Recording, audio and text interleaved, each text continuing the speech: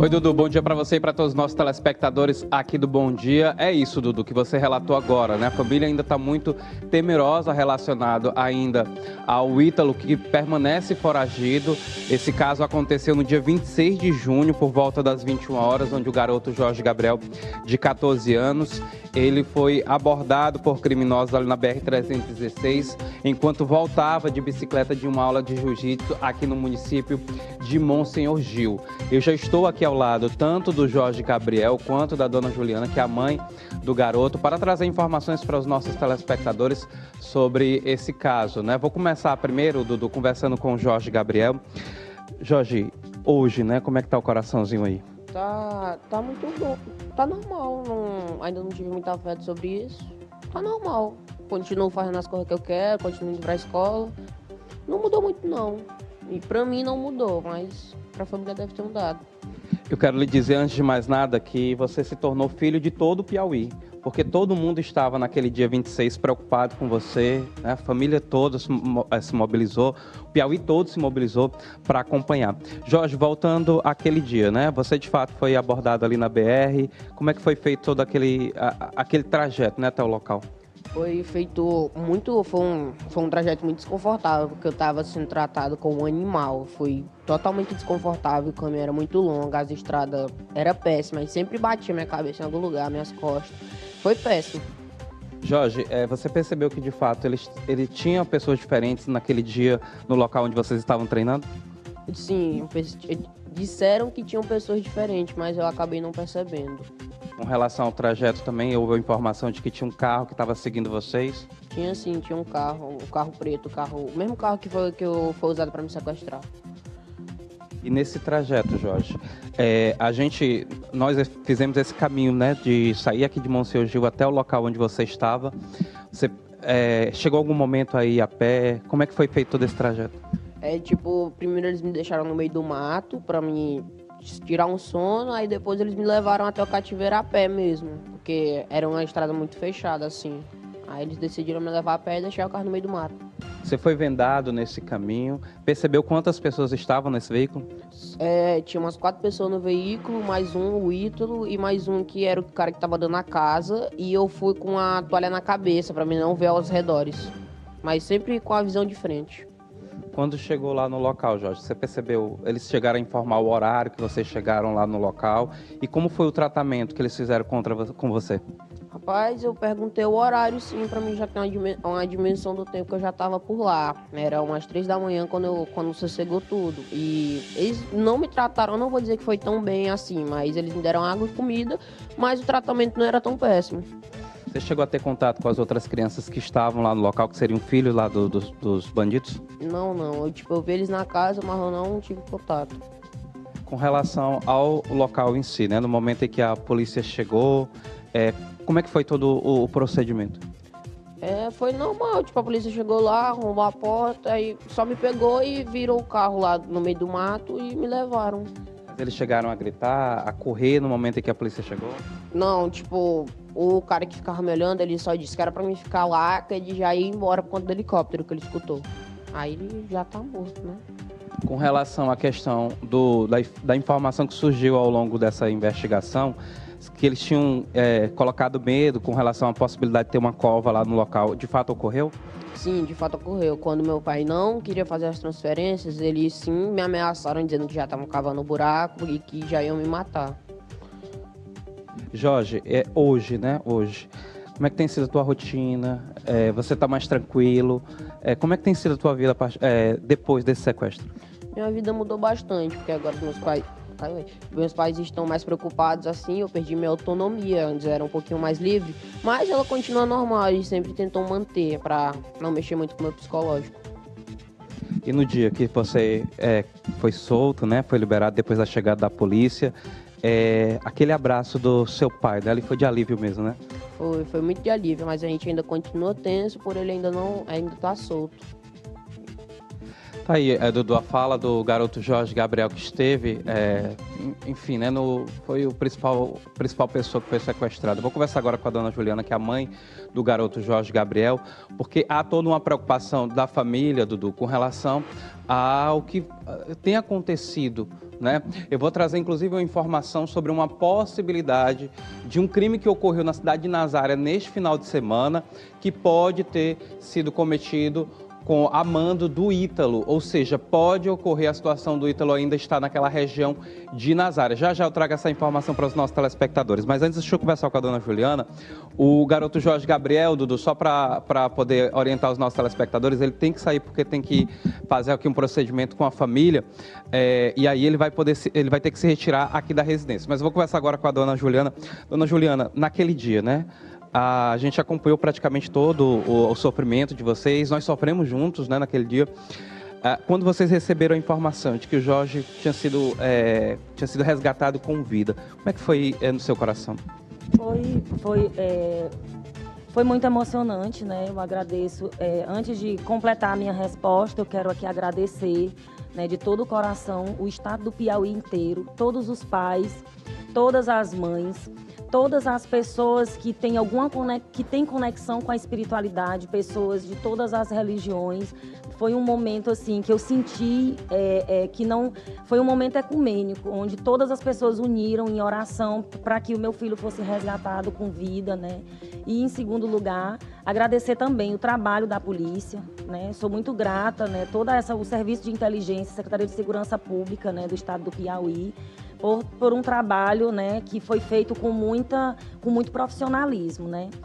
E aí, assim, quanto à questão, quando o Jorge Gabriel, quando a gente recebeu a notícia que, né, o Jorge Gabriel já estava com o delegado Laércio, a gente pude, enfim, realmente respirar, né? A gente pôde respirar, né? Agradeço também que os canais de televisão, principalmente os canais sérios, que se comprometeram, né, como a TV Meio Norte, outros canais de televisão que são responsáveis por dar a notícia, por fazer essa cobertura, por também nos ajudar, né, a gente a localizar nosso filho, porque de certa forma deixou, né, foi através da mídia que deixou, além da situação, trouxe esse conhecimento, né, para todo o estado. E assim, quando eu recebi a notícia que o Jorge Gabriel tinha sido resgatado com vida, com integridade física, assim, é um momento indescritível, porque muita gente que estava na nossa casa passou mal da emoção, né? Porque assim, a gente estava esperando muito por esse momento. E assim, eu não sei assim, descrever, né, em ter meu filho de volta. Foi assim, algo que eu sou muito grata a Deus e a todas as pessoas, né, que tiveram presente comigo e a todo o estado do Piauí, né, e ao serviço público, né, de segurança pública. Mas naquele dia que a gente estava aqui, eu lembro que começaram de fato as ligações, pedido de resgate, né? Vocês chegaram a receber algum tipo de registro fotográfico do garoto Jorge Gabriel no cativeiro? Sim, a gente teve na primeira hora do dia, primeiramente a gente recebeu a ameaça, né? Meu marido atendeu o telefone e aí a gente recebeu uma ameaça, né? Uma pessoa falando ao telefone que estava com o nosso filho, né? E que, né, queria o valor de 250 mil ou então ia matar nosso filho. E aí a gente pediu uma prova de que essa pessoa realmente estivesse com o nosso filho, porque infelizmente, né, hoje a gente está numa situação bem complicada com questões de golpe, as pessoas se aproveitam em todas as situações, né?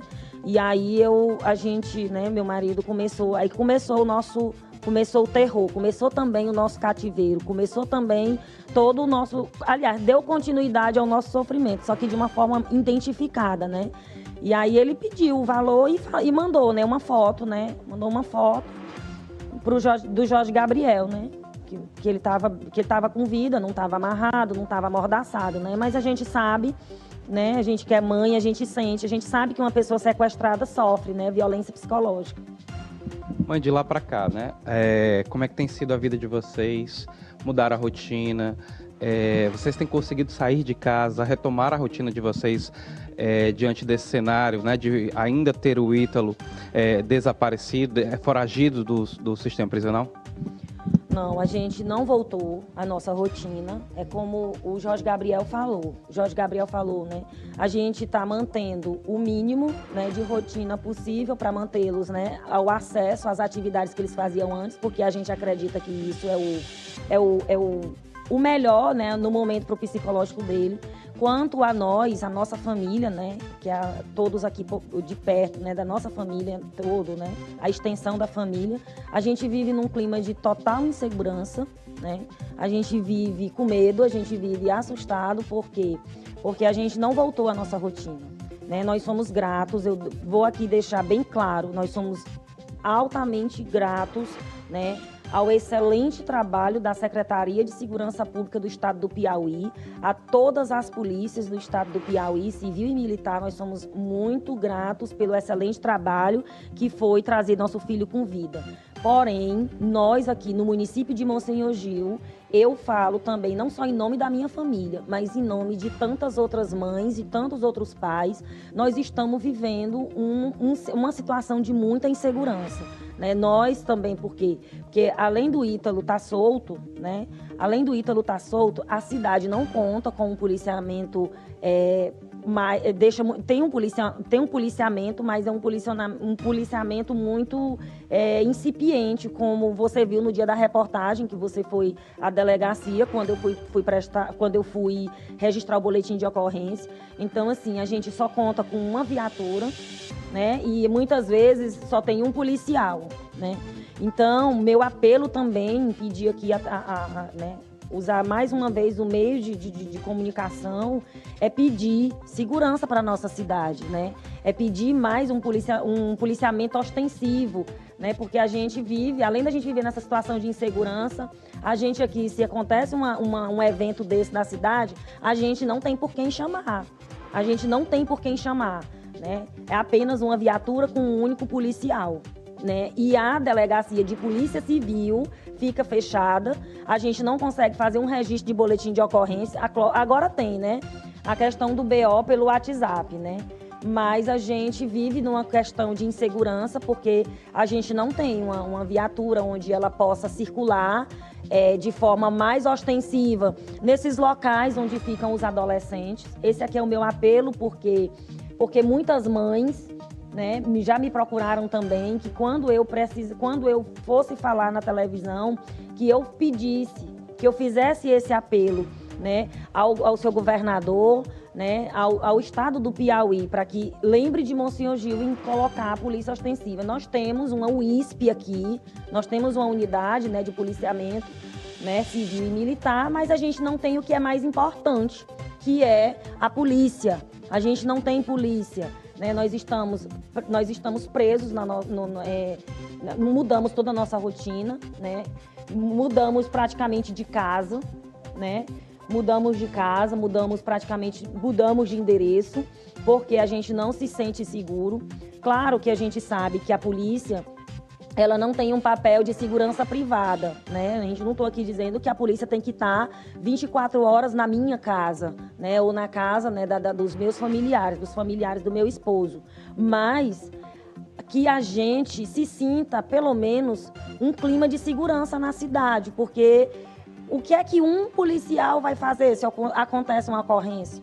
Né? Se acontece algo aqui na cidade, como foi o caso que aconteceu, né, do sequestro do Jorge, né? A gente não tinha um policiamento, uma quantidade de polícia para o município, a gente não tinha para que pudesse também fazer esse serviço. Logicamente que outros municípios foram acionados, o batalhão acionou, né? A gente é grato por isso. Mas o que nós estamos aqui, o que hoje eu estou pedindo é que o governador, né, que o governador ouça o prefeito da minha cidade, ouça o presidente da Câmara e traga mais polícia para a cidade, né? Não é que eu quero na minha casa, mas eu quero que a gente volte pelo menos a respirar um pouco em relação a que a gente sabe que se um cidadão precisar, a gente vai acionar e a gente vai ter no município, porque a gente está em total insegurança. Mãe, eu lembro que naquele dia que nós estivemos aqui, eu perguntei para a senhora, né, como é que estava o seu coraçãozinho, se de fato estava falando que o Jorge Gabriel estaria vivo, mesmo com toda a preocupação com relação ao horário, né, que já estava se passando. O coração de mãe hoje, depois que o filho voltou para casa? O coração de mãe hoje, ele é grato. Ele é muito grato, né, a Deus, muito grato a a tudo, né, por meu filho estar comigo. Mas o coração de mãe hoje é inseguro. O coração de mãe hoje, nós nos transformamos uma mãe e um pai. Eu falo isso porque se eu falasse só meu nome enquanto mãe seria injusta, né? Meu coração de mãe, meu coração representando os avós, representando o pai. Hoje é um coração grato por nós termos o Jorge com a gente, mas é um coração inseguro, é um coração aflito, né? Porque a gente não sabe o paradeiro do Ítalo, a gente não sabe até que ponto o Ítalo está por perto, a gente não, até porque, né, como foi noticiado e como é os fatos, né, que não é segredo para ninguém. Tinha pessoas que a gente nunca imaginou, né, da cidade, do cotidiano envolvido, né? Então, a gente vive num clima, o nosso coração de mãe, de pai, de avô, de avó, de tias, a gente vive inseguro, a gente não dorme, a gente não tem uma rotina, né? Nós tínhamos aqui uma vida que a gente tinha nossas obrigações diárias, nossos autocuidados, como frequentar pilates, frequentar, né, atividades físicas. A gente parou, a gente hoje não, nossa vida foi parada, nós estamos apenas vivendo no básico, fazendo o mínimo que as nossas condições psicológicas permitem. Então, meu coração de mãe hoje vive com medo, vive inseguro, né? E vive assustado. A gente hoje já não dorme, né? A gente já não vive. A gente sobrevive um dia de cada vez. E aí, por isso, meu apelo à segurança pública do estado do Piauí, ao governador Rafael, que ele olhe com cuidado aqui para o município de Monsenhor Gil, porque a gente precisa, né? Logicamente, primeiramente, a gente precisa que o Ítalo seja encontrado. A gente precisa que o Ítalo seja encontrado. Eu sei que a polícia está trabalhando todos os dias. A polícia está trabalhando. Mas eu não poderia me calar, eu não poderia seguir calada, né, diante dessa situação, porque eu sei que a polícia está trabalhando e quero deixar aqui meu registro, né, que eu confio no trabalho da polícia do estado do Piauí, eu confio, né. Porque também foi um tempo recorde, né, mãe, o resgate, né? Isso, foi em tempo recorde, eu acredito muito no trabalho da polícia, mas eu quero deixar registrado também para todos os piauienses que acompanharam que a gente ainda não acabou.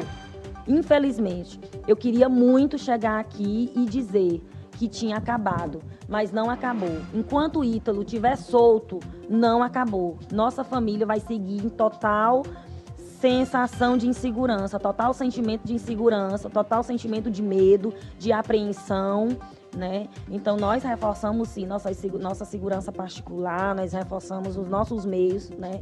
Nós estamos tendo nossos meios. Porém, a gente sabe que isso tem custos. E aí, até quando? Até quando a gente vai estar... porque nós somos trabalhadores, nós vivemos do trabalho, toda a família do Jorge Gabriel é trabalhadora e mora em Monsenhor Gil, reside em Monsenhor Gil. Então, até quando a gente vai dar conta de ter o nosso trabalho, a nossa rotina de trabalho, inclusive afetada por esse evento, por esse ocorrido, né? Então, até quando a gente vai ficar nessa situação? Então, eu peço que a polícia continue buscando diuturnamente como vem fazendo, e lembro a todos os piauienses, não acabou. Infelizmente, não acabou. Estamos com o Jorge Gabriel conosco, estamos, mas a nossa situação de insegurança, principalmente na cidade, a gente não tem. E a gente deixa aqui, eu reforço isso, é o que mais eu peço, é segurança. Mas só para finalizar, houve uma informação com relação à questão do pedido de resgate, que foi feito no valor de 250 mil. A família chegou a fazer algum tipo de transferência para o Ítalo? Sim, nós fizemos, né? Nós fizemos, foi feito um valor, né? A gente, né, por questões de segurança também, né? Nossa, a gente não vai revelar, mas a gente não fez esse valor todo, até porque a gente não tem esse valor todo, né? Como eu relato, a gente aqui é trabalhador, a gente vive do nosso trabalho, né? Os nossos bens que a gente tem material é fruto do nosso trabalho honesto, né? E assim, a gente fez sim esse resgate, até porque a gente fez esse depósito sim, mas foi um valor que foi longe dos 250 mil, que a gente fez, porque a partir do momento que a gente estava com a inteligência da polícia todo o tempo, né? Meu marido estava, que quem ficou diretamente nessa parte, né? Direta foi meu esposo, né? E aí foi feito esse valor, foi feita essa transferência, sim, mas deixo aqui registrado que já foi estornado para a conta, né? Esse valor foi estornado, né? E também isso nos deixa também, né, lógico, assombrados também, o que aumenta a nossa insegurança, porque ele não usufruiu o dinheiro, né? Ele foi algo que foi totalmente frustrado para o Ítalo, né? Então, pelas informações da ficha extensa criminal dele, né, pela questão da frieza, por esse ato que ele fez com o nosso filho, numa cidade tão pequena dessa, onde a gente andava, né, e de segurança sentava nas portas da nossa casa, né, a gente acredita, por isso que aumenta a nossa insegurança em relação a ele estar solto, porque como foi uma tentativa de sequestro e extorsão totalmente frustrada pelo excelente trabalho da polícia, a gente teme, né, pelas nossas vidas. A gente teme por isso.